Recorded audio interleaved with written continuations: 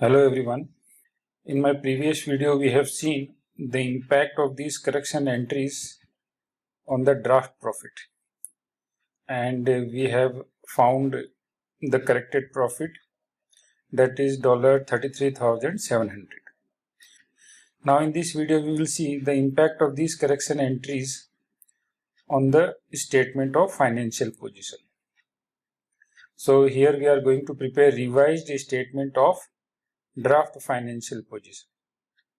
We had already prepared a statement of draft financial position, and this will be the revised statement of draft financial position. So we will take information from statement of draft financial position, and we will incorporate these correction entries while preparing the revised statement of draft financial position. So let's start. So first item we will take is non-current assets, and there is no change in the value of non-current assets. One point is there. Provision for depreciation is there, 8,400, and that is basically on non-current assets. So I will take the old figure first from the statement of draft financial position, and that is $88,000. And from this I will subtract provision for depreciation, and that is amount $8,400. The net non-current asset will be 88,000 minus 8,400. $88,000 minus $8,400. So $79,600 is net non-current asset. Now after that I will take trade receivable.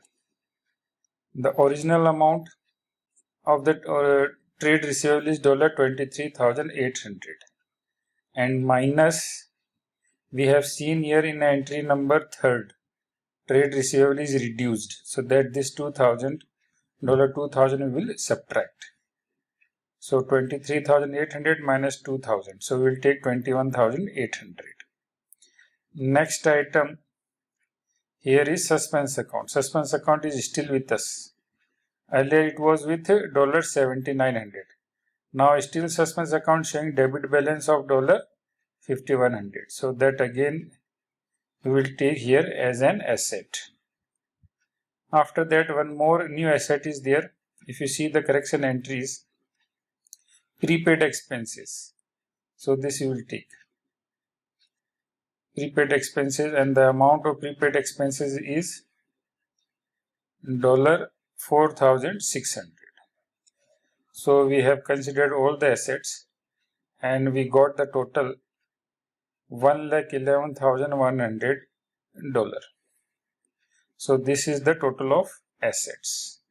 Now let's see the liabilities and equity. So first we will take cash in bank. Basically it is bank overdraft. So let me take this, and the old figure was $3,400, and see in the correction entry we paid here $2,200. We brought the machinery, but we didn't record in the bank account. So this $2,200 will increase the bank overdraft. So the new balance, new credit balance in bank account will be $5,600. Now the next item is trade payable. In trade payable there is no change. Trade payables will come as it is with the same amount, 19,800.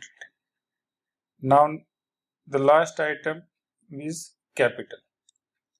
Now see how to find the closing capital. So first I will take opening capital as per trial balance. If you see the trial balance, the opening capital was $7,600. This you will take, and to this I will add the corrected profit. So plus the corrected profit is this 33,700, and now I will subtract the drawings. So here drawings as per trial balance is $24,000.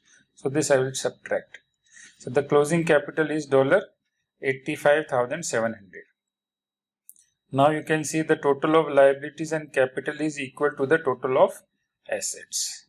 So this is our revised statement of draft financial position.